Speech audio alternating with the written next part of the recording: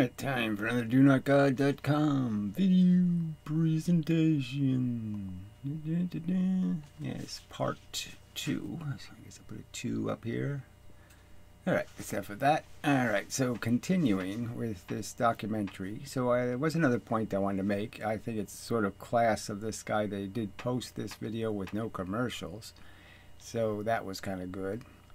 Another thing I wanted to point out was, my website now has the stupid SSL crap, so the HTTPS stuff works. So all of the little complainers should be satisfied now that the website is pointlessly encrypted and the entire internet pisses away more bandwidth for no good reason to make you people happy. Anyway, okay. So, I think that's it. So leave us continue. First up was Chicago, home to Amanda Sukanek, an artist, podcaster, and antinatalist archivist who's a prominent figure in the community. Yeah, so I would have, he could have been stated that also she makes documentaries, and you could also argue that she makes films, and you could also mention the F-list. It seems to me that would have been an appropriate thing to do somewhere in this. So, yeah, there are bits missing that you say, gee, that's kind of a weird, that's just, seems like it should be part of the conversation in terms of some demonstration of her creative products in the defense of the position. Even her book wasn't mentioned. Strange. I mean, it hadn't published when the interview was done, so I guess that's one reason the book wasn't mentioned. But obviously in editing he could mention it. I arranged to meet Amanda at the apartment she'd grown up in. Hello. Hey, Amanda. Hi. How you doing? Not too bad. How are you? Welcome. Good. Welcome. Thank you. Hey, Bruno. I thought all this, the background character sort of stuff was interesting and valuable in terms of, getting some more insight into the personality of the people and such and their lifestyle. So I suppose some of that's of some use, but frankly, again, it's just too much about the people who are anti-natalism rather than the subject of, sensing crisis in aspects of human existence and recognizing that there's a real subject here about the efficacy, the efficiency, the functionality of this biological infestation on Earth. How productive is it really? And obviously the argument I would make is that it's anti-productive. I had inklings of something like antinatalism in very early childhood. Like I can kind of show one example here. So one of my childhood heroes was the Phantom of the Opera, and there's a lot of birth lamentation, and the first line in this children's adaptation is, "I curse the day I was born," and I'm like, there might be something to that. So I think the part of this argument that's important is that there's these early stories, is that this is kind of it has so much to do with, how you're programmed and what happens to you in terms of what you can see and not see of reality. And because the argument isn't that complicated. So it really is, you sort of have to believe there's a heaven and a hell and the whole God structure. And if you don't, you're left with a pretty cruel world, where what's really going on is just a bunch of horrific brutalization of sentient organism against, brother against brother. The Civil War. I mean, this kind of, competition for prizes that have no value, and that just becomes sort of what you're left with. I mean, that's how it was for me. Is that there it wasn't that I had any affinity for the dark and dank answer. It's just that there wasn't really a logical choice. Put that on the back burner and think about that later. Sorry, you were going to ask something. No, I was just going to say, I mean, do you curse the day you were born? I mean, it's a kind of a yes or no answer. You know, I curse the fact that risks were taken with my sentient welfare. I curse. So, you know, this idea of what is the core of it, and again, there's nothing, you know, I can't curse any part of the result of being here beyond the argument that it was all a waste. And frankly, my existence isn't a perfect example of waste. It's an example in the sense that I certainly have suffered more than I have found utility or done something of, you know, I can't say I did anything where I cured somebody's cancer. I can't say that I did anything to make the world a better place in little ways. You know, in minor ways, you know, I did. But, you know, I don't know if they add up to anything. And I certainly don't know if they add up to anything enough to compensate for my own trauma in terms of the many hundreds or millions of hours I have spent being really uncomfortable. I mean, you know, psychotically almost uncomfortable in terms of being in some kind of pain or stress. So, yeah. I mean, I curse the existence of sentience. I mean, ouching. And the invention of the slaver's whip, the master's whip. And that's what nature's using. It invented the whip. And all it does is give you a break from it now and then. And it's, yeah, it'd be better, the universe would be better off without inventing negative incentives and instead just positive incentives.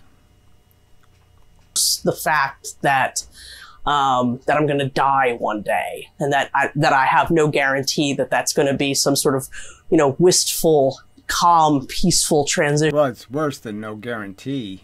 You know, you have every good reason to expect you're going to get the average, you know, and that's a pretty miserable diagram of an event. The average death event is I'd pay real money to avoid. From being alive to not being alive. There's a lot of regrets that I have about choices that were made against my, you know, without consulting me. It was impossible to consult me, but I regret that I could not be consulted. So the consent argument came up a little bit there, and you know, it's an important concept in terms of the philosophical nuances and, you know, the stuff people talk about. But, you know, just the fact that you can't get consent for something doesn't mean you're exempt from having consent. So it's just so kind of obvious that it's just an absolute fact that you're taking a risk with somebody else's welfare and you're assigning that risk to them. You're playing a straw game and you're placing the straws in pockets, and what business do you have doing that? That's not to say that there aren't a lot of things in my life that I love. I mean, I think this room sort of is a chapel to the things in my life that I love. You know, I think I'm more scaling towards. Yeah, I mean, I do wish that I had never been born. I think that procreation is an egregious act of violence, basically, and so yeah. It's you know, it's all kinds of things, but I guess, you know, the idea that it's an imposition is probably enough. It doesn't need to be violent, it just needs to be cruel, and you could argue that even the people who are ignorant are still knowledgeable of these basic facts. I mean, there's obviously a ton of poor people who have lived miserable lives. They know how bad it can be, and they just, you know, assign this sentence to their children And, that's just sadistic, frankly. I definitely do. Yeah. Sorry. Blah, blah, blah, blah, blah. No. But, Because some people might say making a choice for someone else to bring them into the world, but you're also giving them all of these benefits and nice things. Yeah. So the candy has anthrax in it. What's just sort of just such bullshit. And the nice things are what? Where is the absolute nice thing? What's the nice thing? My favorite team won the World Series. Ooh, I'm so excited. What a nice thing. And then all the other 900 other teams that lost, all of those fans are lamenting their tragedy. It's just sort of bullshit. And again, the real point is what business do you have assigning it to somebody else and saying, well, I like playing roller coaster, so I'll put you on a roller coaster because I like it. It's that obnoxious. I mean, it's like, you could use all kinds of different metaphors for, I like putting worms on a hook and throwing it in the water and catching fish. Therefore, you should like it. I mean, it's just so obnoxious to presume for somebody else they have any of your sick and psychotic tastes or interests. Glib, smiley guy. You're proud of being a glib fucktard. Well, go ahead and be proud, but I know better. How do you hold that view against antinatalism? The idea that that there's all this control over the kind of life that you can. There's no guarantees. There's absolutely no guarantee that you're going to be able to provide the beings that you create with any of these joys or any of these. And again, there's a guarantee. There's every probability that there's going to be these problems. That your kid. There's no good reason to think they're going to be exceptional and be spared, because there's no evidence that anybody's been able to demonstrate having the power or the control to create that environment.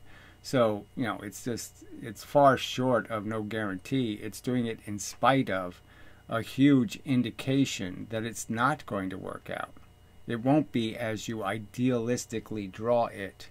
It's going to be far short of that drawing. Satisfactions, but what you can guarantee is that you're creating a being that will die. And that will inevitably experience suffering. And maybe a whole bunch of it. The guaranteed part is the risk. So that's all you need to say. And again, it's just this obnoxious idea that I will impose risk on somebody else. And so you don't have to go any further than that. Just this idea that you're giving somebody something you're calling a gift, and it's clearly not rationally described as harmless and only to a benefit. It's clearly toxic. Toxically dangerous. You want to sit on the couch? Sure, yeah. Okay. What drew me to antinatalism is... So the little dog is kind of a fun little clip they put in. Dog saying, "Who the hell is this asshole?"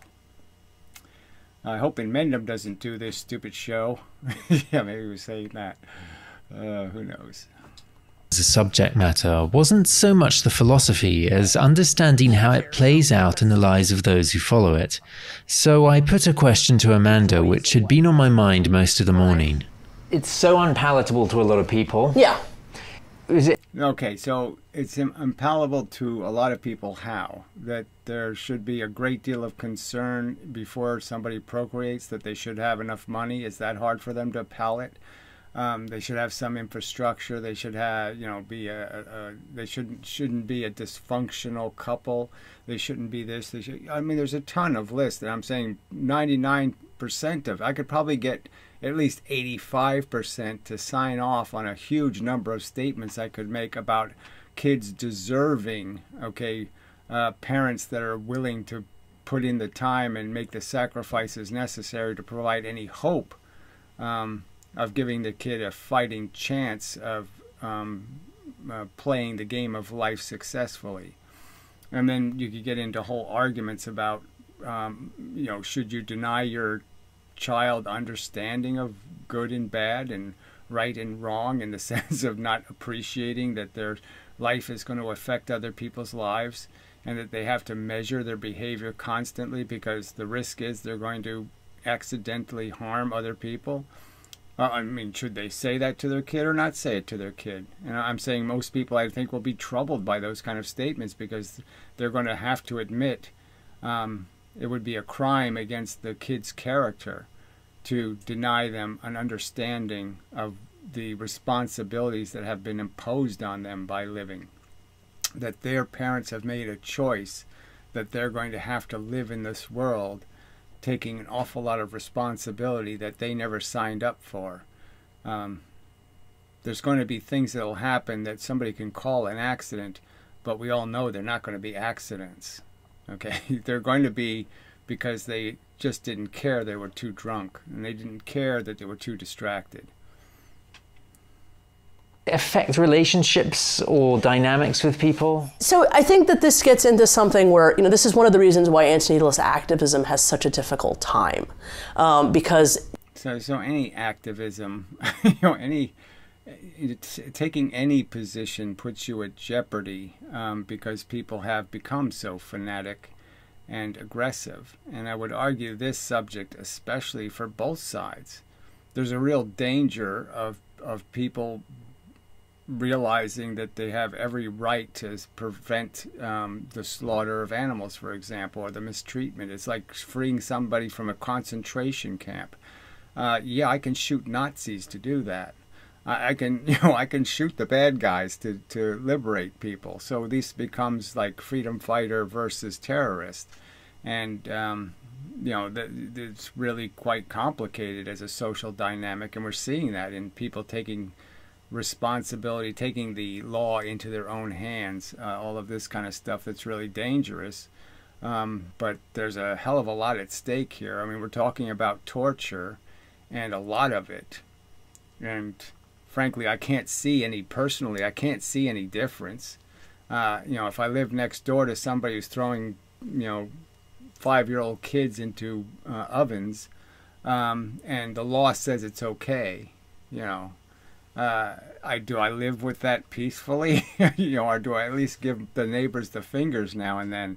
Maybe fart in their direction. It's going to get offensive and it's going to get aggressive because there's a hell of a lot at stake. But all of it has to be done in this context of intelligent responses. And the terrorism you have to accept from other people is the bullshit. The swatting nonsense, having police show up at your house, these people saying I should be arrested for some fucking thing I have said, which is just ridiculous, that somehow I advocated that somebody go break the law, which is just a lie, and that I somehow said the law wasn't appropriate in the case of harming or abusing a child ever, that I've ever made a video defending child abuse ever. No, I have made videos exactly the opposite, stating exactly the opposite. And what I stated is thoughts are not a crime. If somebody wishes to molest a kid, they haven't committed a crime. Okay, they're not guilty of anything. And frankly, if they accept those feelings for their entire life and never act on them, I'd call them courageous and almost heroic. I'll make that statement.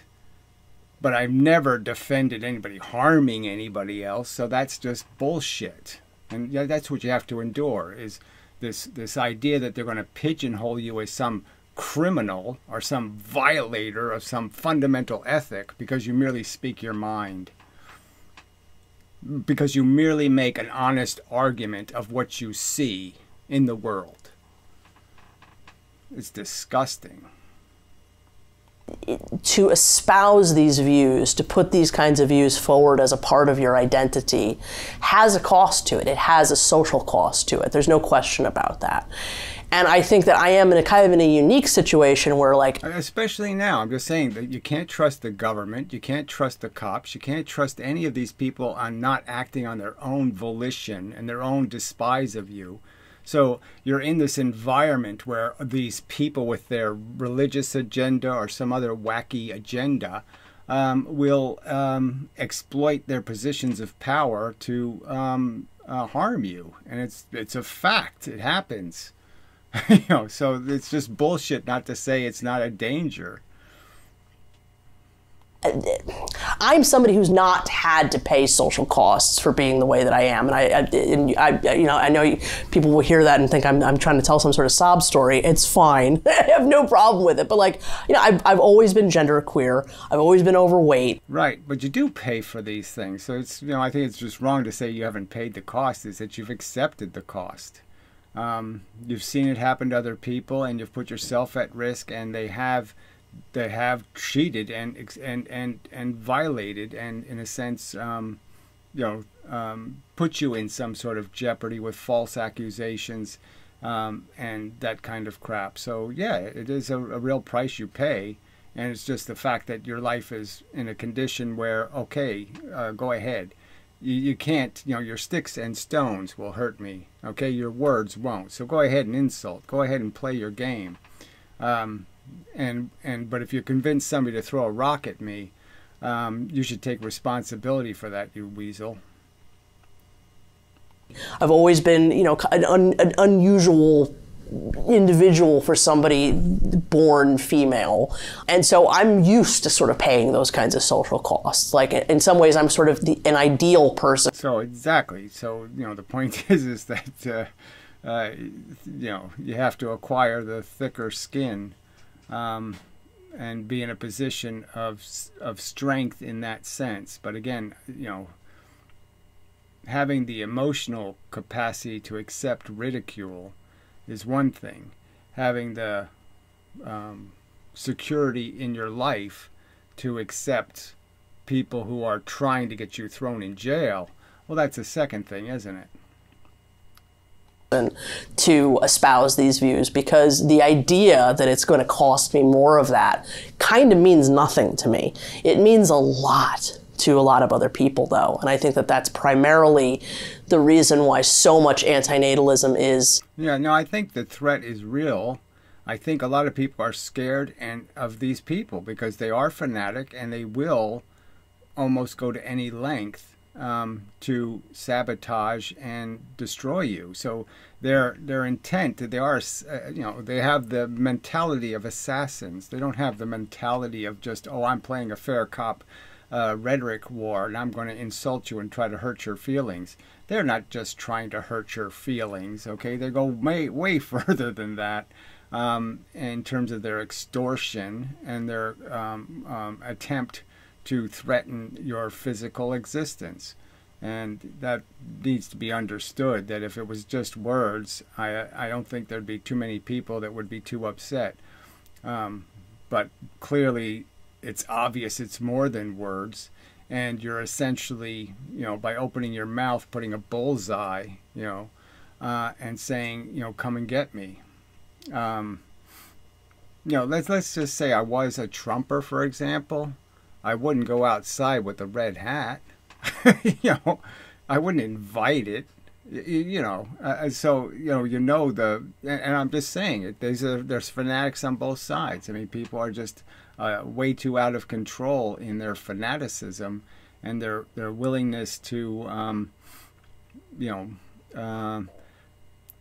cross lines that can't be crossed until it's an actual war. There's rules of war, and you can't pretend the war started when the war hasn't started. You can't start using torpedoes and all the rest of this crap when we haven't declared the war yet. Behind closed doors, which is another reason why I think it's so important. Our snipers would probably be a better example. The trolls and these people, they're more like snipers, hiding behind rocks, trying to sabotage. Or that those that do feel comfortable about it do it. Have more of a responsibility to do it. So yeah, I'm proud. I'm proud and pleased to be somebody that can. Yeah, you're courageous, and that's great, and you should be proud of that because you have the courage of your convictions. And but a lot of people are in circumstances where they can't afford any of that. And I suppose my advantage is just the fact that I couldn't give a shit. In the sense of you know, what are you going to be, triple suicidal or quadruple suicidal? Yeah, I mean, okay, so all they can do is give me more reason to get the fuck out of here. But they, you know, they can't do much else. And I feel like I have a responsibility too. Antinatalism is a philosophy which has grown slowly and steadily as it spread through the corners of the internet, until 2019 when it exploded briefly into the mainstream. So this brief explosion talk, so it is somebody, I saw one, a comment or somebody said something about Benatar not even being mentioned, and it really is kind of funny that it's not even mentioned. And it's a real thing that happened, a real part of the expansion of the subject. The very fact that he talked to all kinds of, you know, in some elements of credible media, and brought up this subject. So it's just really, I mean, you know, Benatar talked to Sam Harris. You know, I mean, these conversations happened in real time in some places and got large exposure, and those are all very positive events. So kind of, you know, this is, again, I don't think this is really being fair, but who cares, right? You know, what expectation should there be for fairness? He's trying to just make it a, you know, some little bingy thing that just happened. It's just a little bingy thing. It doesn't mean anything, you know.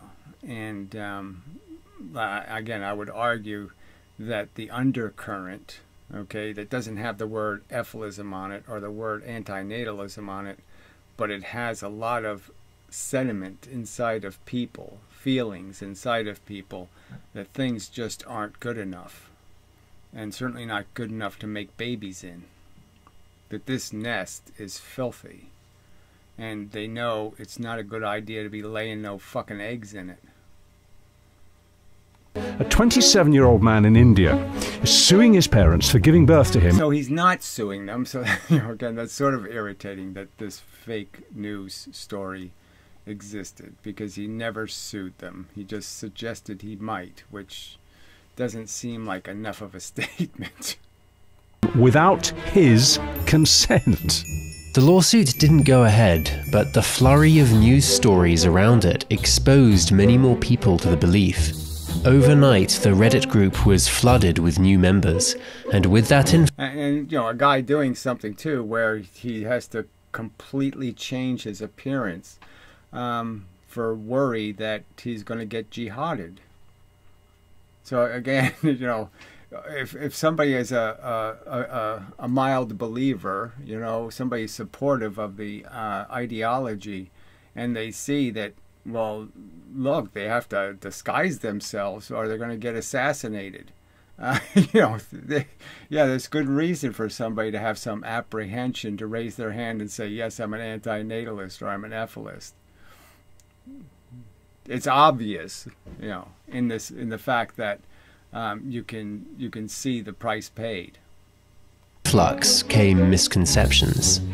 I wanted to meet one of the people policing the discourse online, so I traveled down to San Antonio, Texas to meet an administrator of the largest antinatalist Facebook group, Kirk Waller. I do it usually. Oh, it's Facebook, so he's not doing Reddit, he's doing Facebook, which, you know, yeah, I can't, I just for, it's like all, you know, fighting these corporations and all this chicanery is just so hard to do because it's everywhere. So, but you have to draw a line somewhere. So I certainly drew one on Facebook. You know, you can't escape Google in a lot of ways. But it really is irritating, you know, because I have ideas about, you know, things that we could do to further the cause, gain more support, even make an infomercial of some kind that would be self-financing. So as long as the commercial makes money, you know, we get more donations than it costs to publish it. You know, it'd be kind of a good idea. But you say to yourself, what are you doing? You're ending up financing Google. You know, you're not financing the cause. And, you know, you just end up being another charity that wastes 90% of the resources feeding the corporate engine instead of feeding the poor. right here. Oh, really? Okay. Let me go. Hun, would you bring that computer in for me? I sat down with Kirk to talk about how he views his role in the community. They needed to clean it up, step it up. And that's really what I was brought on for, because they were just having trouble keeping all the conversations from deteriorating. So what kind of stuff were you looking at? So admirable job, you know, to fairly, you know, to play referee and, you know, define what a fair shot is. And especially in an environment where it's all just character assassination, where somehow if you destroy the messenger, you've defeated the message. And there's so much of that. I mean, that's essentially all you see of the anti-antiers is efforts to assassinate the messenger. And when you took it on? Well, you know, I think people conflate antinatalism with baby hate or... There's no reason to say it's a conflation in a sense, just because it's a perfectly legitimate thing to hate babies, you know, to find it repulsive and repugnant, to find their very existence obnoxious. You know, there's no rule against that as being one of the reasons why you might be anti-natalist. There's very good reason, especially for men, to say, boy, I'm sure not interested in spending time with that thing. Violence and those things. And it's just, it's basically the opposite of all that. Well, it's certainly the violence part, that it's made out of some hate or resentment or pettiness of any kind, when all it's basically saying is I've experienced the suffering, I don't want to do it over and over again, and you're forcing me to. So if you can find a way to give birth to yourself, okay, and to subject yourself to your own parenting and whatnot, that would be fine, but that's not how the real game works. The odds are you're going to produce somebody who isn't you, and you're going to be repugnant and repulsive to them. And that's what you have to account for. So until you're imposing life on yourself, you got no business imposing it on me over and over and over again. And that's what the system really is doing. It keeps making human beings who reject everything the human being made them thinks they should want and need. Well, they don't want and need what you want and need. And that's the problem here, is that imposition, that silly assumption that I'm going to create a me, when no, you're going to create a them. What is the most troubling kind of thing you've had to take down?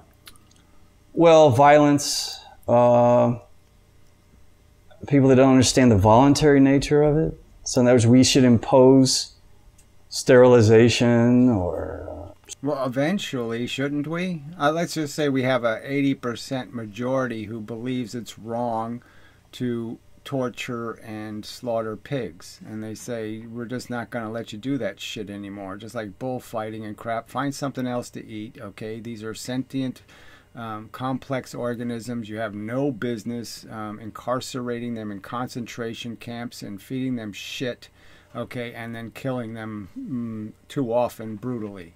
So fuck you, you can't do that anymore. Well, it's perfectly legitimate for the majority to at some point say you can't do that anymore because it's been defined as too stupid. That's how it works. That's how civilizations work. And the real point is what do we have as a democracy? So if the democracy was made of the 50% on this side of the intelligence scale or the 50% below, you know those democracies would be completely different democracies, and they would vote for completely different things. And so you can see that with when they gave women the vote. It made the world a completely different place because women voted for Social Security, and women voted for workman's comp, and women voted for orphanages, and women voted for all this humanitarian recognition that you can't just leave your victims, your losers, okay, to die horribly. You have to have a little bit, you have to do better than that if you're going to celebrate your gold medals when you've made them out of the broken limbs of the people who tried but failed. Certain people deserve to reproduce is another problem. It's not a... I don't even know why that would even come up as a subject, because it's just not the subject. So it's just nowhere. I haven't heard anybody espousing, even in a subtle way, any eugenics philosophy in the guise of being anti-natalist. I haven't smelled even a hint of that anywhere. So I don't think that's, you know, he's moderator. He probably knows better than me, but I'm just saying I don't see any of that. Eugenics program. It's existence is the problem. The solution is never existence. Right. It includes all the sentient brained animals. They're all blighted, okay, with a capacity to be harmed that is totally too crudely applied to be of any value or use. It's way too blunt a murder weapon. And I've had this state of mind since I was 4 years old. So 60 years? That seems very young. I mean, there's a word for that. I don't remember what it is. When I was 4, I don't think I could even. My mother was pregnant. Yeah, so I mean, I guess it just depends. Now, you know, I didn't have a pregnant mother or any of that kind of stuff to distract me. But clearly, just feeling your existence and looking out the window and seeing it, I didn't feel any affinity with it. So that was, I could just say, the simple unease was just the default experience, that it didn't make any intuitive sense.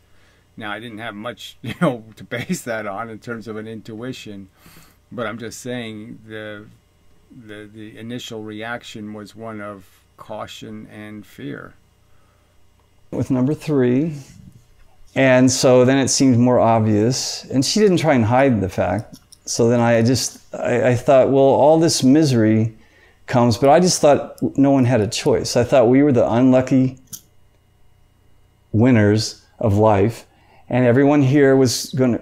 Yeah, that's part of the interesting thing growing up, is when you actually find out people choose, you know, to live in shit, and choose to you know, be in jeopardy, and choose these, you know, make these really poor choices.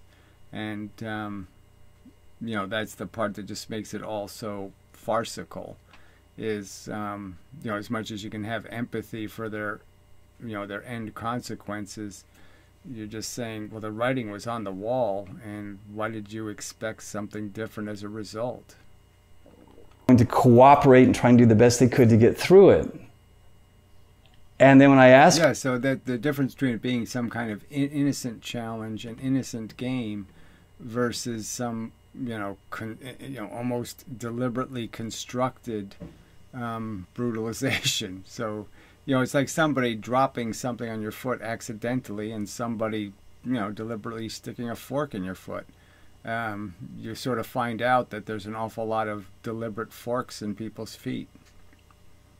I just asked her, you know, does this just happen to you? Do you just get pregnant?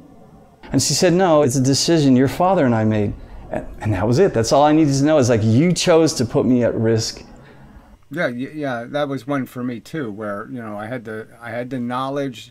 They had explained to me that everything dies, and it's like, why am I here then? You know, yeah, I'm not interested, frankly. I don't want to turn into a skeleton. That doesn't look like any kind of fun or anything. So fuck that. Exit door is where? You know, fuck you. I'm going home. I mean, you know, it was sort of over then that I lived in a rational world, because I'm just saying, how do people calculate that this makes any goddamn sense? I'm subjected to some overlord who I can offend by merely uttering the wrong words, saying, you know, my prayers are the wrong. I made a mistake in my prayers. I didn't say Holy Father, Mother of Poop. You know, I didn't, you know, say it all quite right, and so I've offended the fucktard, and now I'm in big trouble. I mean, the whole thing was just so fucking stupid, and you're just... So yeah, it just gives you an automatic... You just start off at, you know, 4 years old, you're worried, and by 6 years old, you're cynical as fuck, because you know they're all goddamn imbeciles. You're living in a fucking imbecile asylum, you know, where nobody's being rational or sensible. Santa Claus. Fuck you. Why bother with these fucking fables? Why distract and play games with the mind of a child with these lies, these silly fucking lies? What game is that? What is that about? Let's lie to our children because it's fun. Shit. Without my consent, and now I have to go through life and deal with all the stress and stress. And I had no needs or desires prior to my existence. So I didn't have any when I started to exist. Okay, I mean, I did find there were some sensations down there that were quite interesting. But the rest of it, I wasn't interested in that. I didn't need any of it. I didn't find any of it I didn't even like the food. I had to sit there and pick at it and figure out what the hell's worth eating. So yeah, none of it was, all of it seemed, it was too hot, it was too cold, it was too stuffy, it was too something. It was always too sticky, too mushy, too this, too that. I was Goldilocksing all over the place. Oh, this is strictly because you wanted something. Did you have a happy childhood when you were 4 years old? I think my parents tried to do what they could. I would say we were lower middle class. I did spend a lot of time on my grandfather's farm. Physical punishment was real. And even to the point, if you ever think of further back, that was the edge that I caught, was you had to go like pick your own switch. So there you've got a cycle. Yeah, that was, a thing in Louisiana where I was raised, that, they were still doing the paddling in school. And they actually paddle you for falling asleep. I mean, you're just like, what the fuck? Or not wanting to sleep. So that was one I was always in trouble for when they decided it was nap time. I wasn't terribly interested in sleeping. And so my inability, my unwillingness to pretend I'm sleeping, got me into trouble more than once. But then, they play the whole psychological game with the little paddles on the wall, and you're going to get a paddling for being a bad person because you didn't do what we told you to do. And again, just more verification that, what the fuck is this bullshit? I mean, I didn't pull your hair out or something. What the fuck are you so panicked about? Logical dilemma, because you've got to go grab one that's big enough to satisfy your father. This is to hit you. Right, for punishment. If you got one too small, well, then he would pick one. So he said, I need to pick one that's as small as I can get away with. So even there is sort of a psychological trauma. I mean, you're choosing your own punishment. It's like, do you want to be hung or shot? Right? I suppose what I'm getting at is if... Yeah, all that, it gets weird too, is it's just such weird psychology, because, my parents very rarely did anything like that, and it was only in the most, when I did something really, really fucked-hearted, it was really dumb, and, it was expensive and dumb, and stupid and all of that kind of stuff, and so my father had a good reason to be pretty fucking pissed off, and, it wasn't about, oh, he's going to hit me. It was just that look on his face, looking at you like you're just such a piece of dirt and you're just such an asshole. And that was the part that really gets to you, I mean, getting whapped in the head because he's angry. Well, yeah, okay, it's a little bit bad to get whapped in the head. But it was the fact that you made him do that. That's the part that was the stuff that breaks you psychologically. That's the stuff that maybe ruins you for a decade, in some ways. I mean, in terms of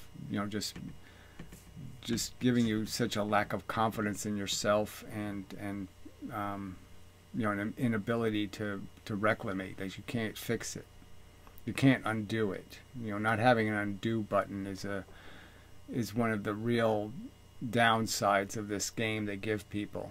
The fact that I can't just start over. That's a big minus sign to this game we're playing. That it's not harmless. If you had a different childhood, whether you would have thought at 4 years old, maybe I haven't been burdened with consciousness? No, because it wasn't just me. It was the whole concept of putting someone at risk for, not on their part, but for your own reason. Yeah, well, that's another. It's just scary to think about the fact that I could have been a normal asshole. Oh, that really, you know, you like to think that now there was something about me that's like my genetic code knew there was a right way to go, and I would have gone the right way. But I know that's not true. I mean, I know that, you know, if I didn't have the opportunity to become introspective and insecure, I probably wouldn't have occurred to me to think about what my effect on the world was, or what I'm doing to help, you know, the animals in the concentration camp, or all of this. All of those subjects maybe never would have even occupied a few seconds of my contemplation. And that's, you know, because it was sort of necessary in some ways. I mean, I have to say that it, you know, it really helped that every night when I went to sleep, my brain decided to think about all the horrible things happening to other people right now. That piques your awareness. Okay, it really does, you know, structurally change who you are. And maybe if I was thinking about, you know, winning my gold medal or something, those thoughts wouldn't have happened. And with no remedy. And that's how I see it. This is a rifle. You can hold it very well. That's the rifle. As well as being the sheriff of Facebook, Kirk is a keen shooter. This is a leather. You can put it on the table in the middle room there. Okay. Yeah, it's a good thing he keeps it all in the attic. So anyway, it's kind of funny. He has a home defense weapon, and you're saying, well, is it up in the attic? Yeah, it's probably not going to work. You just tell the criminals, can you just wait a little while? I have to go upstairs, you know. Okay. Over that way. This is my home defense gun. That's your home defense gun. And, you know, there you are, right? He offered to take me shooting and even changed into his authentic Western outfit. I feel kind of underdressed now. And the next thing I knew, I was loading up my rented pickup with guns. I hope you don't mind me bringing it up, but I wonder why. Rented pickup. I wonder why he would rent a pickup truck. But whatever. Just curious. when we spoke on Zoom before, you said that your parents really didn't understand your beliefs, and it had caused some distance between you. Yes, of course. I mean, parents don't want to be wrong, and they don't want to feel like they're not appreciated for it hurts them, frankly, yeah, to find out that they have disappointed you. You know, to have your kid tell you, I'm disappointed you didn't think of me, or you treated me badly, or you were underappreciative, or you were, you know, because, yeah, their parents are going to have ultimately, they are responsible for your existence, and if you're unhappy, they have to accept the fact that, gee, that's what I made an unhappy person. Shit. And they're going to figure out that, well, damn, that's hard to live with. All of that suffering is my fault. Oh, fuck. Bringing you into this place, but they're fairly well entrenched, and I don't really try and change their mind. I mean, that's somewhat pointless. Do you see them very often? No, it's been 15 years. I mean, there's something really heavy going on there. If it's 15 years, I mean, that's pretty deep. You know, in terms of yeah, you know. So yeah, there's got to be some bad feelings somewhere there. So if your parents acknowledged that what they did was wrong, bringing you into the world, do you think that might bring you closer to them again? That would be a big help to better conversation, of course. But if someone insists that what they did was right and they wouldn't change it, to me, forgiveness requires repentance of the action that's causing harm. Yeah, so these are good statements, you know, even though it's a religious kind of context, but that's, you know, I've said sort of the same thing. And, you know, there's all kinds of, you know, it's just too bad that you can never be guaranteed, you know, whether somebody's really acknowledged their mistake. I mean, I'd like to let everybody out of prison who would say, yeah, I was an asshole. I mean, stealing other people's shit, putting their lives at risk, you know, that was obnoxious. I mean, it's not their fault I'm dysfunctional and I can't take care of myself. I really have to take more responsibility. I can't just blame some random house on the street and I'm going to fuck with their life because my life hasn't worked out. Yeah, if you could get them to say that kind of shit, you know, and believe it, you know, that would be great. But we don't really have that.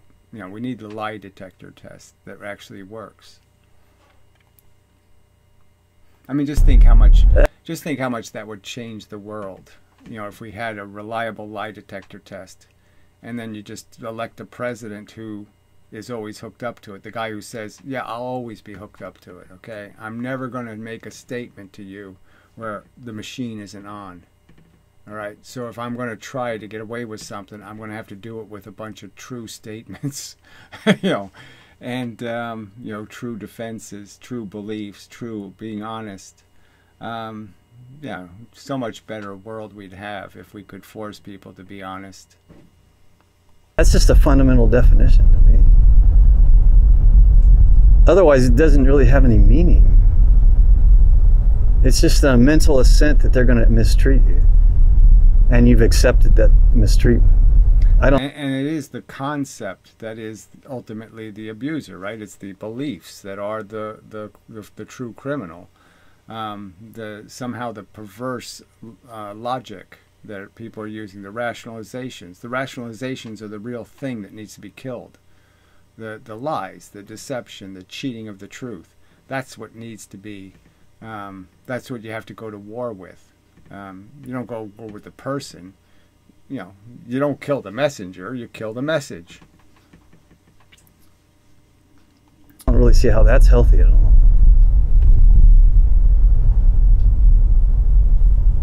Pull the trigger gently and lower it. Gently There's lower a live round in there, right? it. Gently lower it. Okay, but there is a live round in Yes, there? lower it gently. Okay. Gently. I mean, the way he's holding that gun, I just can't see that as being good. I mean, it's boom, right? Yeah. I mean, the bent arm thing isn't really a good idea. But anyway, yeah, it's none of my business. You know, I can't think of what the most powerful gun I ever fired was probably a BB gun of some kind. Lower it.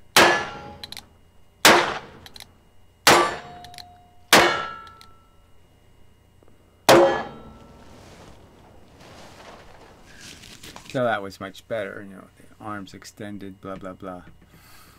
So anyway, this is a weird interview, you got to say that much, okay? The whole gun obsession hobby thing. But yeah, this is a different, you know, so I mean, it would have been more interesting if he had made the F-list, and then you could talk about the movie and talk about the motivation for the way it's constructed or something else rather than, you know, playing with guns, but whatever. There's something oddly sexual about cleaning the gun. So that's a little bizarre, but whatever. Like this. Is there for you? I mean, they're pretty phallic things to begin with in their own I way. guess. So. I just never think of it. They're psychologically phallic, okay? So in this, you know, I would argue in this idea of it's a very, you know, it's like steroids or some other mechanism you're going to use to, you know, extend your muscle. You know, this gives me more power and control, and yeah, it literally does do that. So yeah, it's an ego boost, but it's almost an ego boost like wearing a wig or something. Yeah, you know, it's, yeah, do it if you can, I guess. I mean, there's no harm in it. Yeah, no harm in it. Obviously, there's huge harm in this whole culture obsessed with vigilante solutions. You know, we have to fix government. You can't abandon it, and you can't neglect it. You have to fix it. As we sat at the dining room table cleaning the guns, the conversation turned to depression. You know, I think depression is usually a result of a mismatch between your expectations and the reality of your situation. Yeah, but why does it exist? So it isn't sort of an interesting subject, like what's its evolutionary function? Because it actually does happen to other animals. You know, the simians, it does happen to... I saw a story about a leopard once that got depressed. You know, and it sat under a rock for a week and a half. You know, and it wasn't physically broken, but it just completely lacked motivation. Didn't want to play anymore for whatever reason. Something like that anyway. It had every appearance of being something like that. It's hard to diagnose animals, but you can't ask them how they feel. But it is a kind of a weird concept when you think of this idea that we're capable of manifesting some lethargy that turns us from alpha into beta into krappa, or even food for the carnivore food or something. It's as if the depression is a way of making you into an organism that's more likely to get picked off. Might be part of the evolutionary story, is that you just don't bother keeping up anymore. You don't bother taking care of anything, and therefore you become the first thing the predators pick off. Something like that. I mean, maybe that's part of it. It's a way of being defeated without doing further damage, because you just, instead of fighting or sabotaging or try to drop a rock on the king, and instead of doing all that kind of stuff, you just lie in bed and slowly die. I didn't spend weeks thinking about depression and its evolutionary origins, but there doesn't seem to be much written or much stated on the subject, and it is sort of interesting because it's a real phenomenon. It's not just a social phenomenon. It's a biological phenomenon. Depression is a whole flood of hormonal reactions that do create a real disability. And that difference there is the depression. And I've experienced it, and a lot of people do. And I think maybe antinatalists are keen on that because they're compassionate, usually, or they wouldn't be driven to the understanding. And they're rational. They're going to be disappointed, and that's going to be the truth of it. And they're going to be frustrated because it's so hard to fight. There's no war to go to win. So it's hard to find any mechanism that gives you any enthusiasm.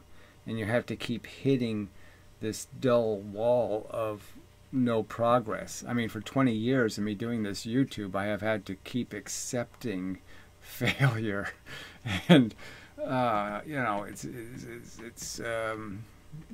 it's daunting to maintain your energy. When you can't seem to make any progress, you're banging and whacking with the sledgehammer, you're hitting and you're doing all this stuff, and nothing is yielding. And your hands have blisters, and you're just, it's hard to push through that. And, and this one aspect of your failure can lead to, destroying your capacity to function in all the other parts of your life. And they see that the world really is not the way it could be, should be, or ever will be. So you live in a dysfunctional environment. And when you live in a... Yeah, it's a dismal dungeon, and, there's going to be a point where you're just going to want it to go away, and you're just going to try to sleep through it. And that's kind of depression. Just run away. Dysfunctional environment. You put an animal in a cage, it's not the place it needs to be or should be, and you're stuck in a wage slave job. You have to sit in traffic. Animals in a cage is a good example, because they not only get depressed, they get psychotic.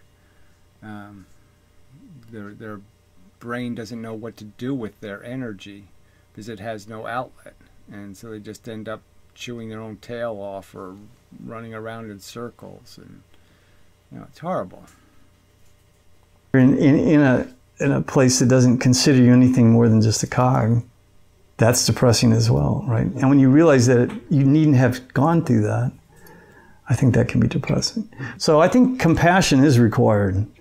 I think if you're not a I mean, it's all work going up, and then it's all pain going down. Yeah.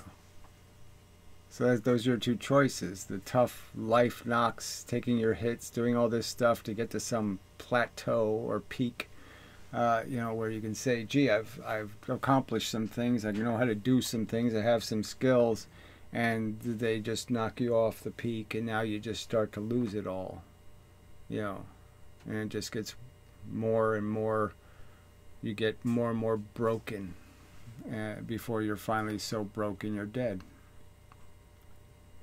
Passionate person, I don't think. What the fuck about that is something you want to give to another person? Antinatalism will make sense to you. Have you ever felt suicidal? I've seen there's times where I mean, this question really doesn't have anything to do with antinatalism. You can feel suicidal about so many things. So much of life is so sloppy and, you know, unacceptable. And there's so much that lies ahead of you that may be just way out of control. And, you know, creating some sort of notion that, you know, you got to sell this stock before it crashes kind of feeling, you know. It's very uncomfortable holding this stock because you know it's it's got very little up potential and all kinds of down potential. Felt like I really, really would have difficulty carrying on, yeah. I would say yes, probably so. But I think that's not uncommon for just the general population. Right, so he's rationally stating, you know, there's a ton of people who I've known these. I've had these conversations with people who went through their whole adolescence, you know, suicidal, even attempts at suicide, and then they hit 25 and have a baby. I mean, it's so ridiculous how irrational people are. So I mean, they've already been through it. They already know what it's like to be empty and void of give a damn. And because they found some way to bounce out of it, they think that's what usually happens. People bounce out of it, when no, that's not what usually happens. I think people should have the right to take their lives. I've had people in my family do that. Well, that's a whole different subject, but I mean, it's just so obvious if you don't believe in God or all this other mush that you would simply state that when the person says, yeah, I'm all done, I've had enough food, I'm satisfied, I don't need anything more, I don't need to go huggy or do any of this whatever stuff, you know, time to go. Why would I object? You know, what would I have? What business is it of mine to tell the other person they're supposed to think about, well, you could pet the dog one more time, or some kind of bullshit. I'm going to make up some excuse that they have to hang around for some dopey reason? No, that would be idiotic. Not immediate family, but close. And whether it was chronic pain that couldn't be relieved or just a really difficult situation. So it is, you know, that's the tough part, though, is that the fact is it's always a sad acknowledgement of some sort of loss and, you know, diminishment of existence, but it's going to happen anyway. You can't evade the fact that we will all be stripped of it all, and it's going to, you know, the cold is going to win. Okay, it wins in the end. You didn't ask for this life, but you should be able to at least leave. But the problem is it doesn't always work. You might end up in a worse situation than you're in. You have to consider the people around you. How does it affect them? Yeah, so it'd be nice to have a documentary just done on that one subject of, you know, how absolutely cruel and sadistic it is to force people to die more slowly than they're inclined to. There just can't be any. It's so contemptible that people will sacrifice that torture on the altar of their fables. They will literally feed their fables torture. They'll show up with buckets of torture to put before their fable god. Oh, it's just so bad.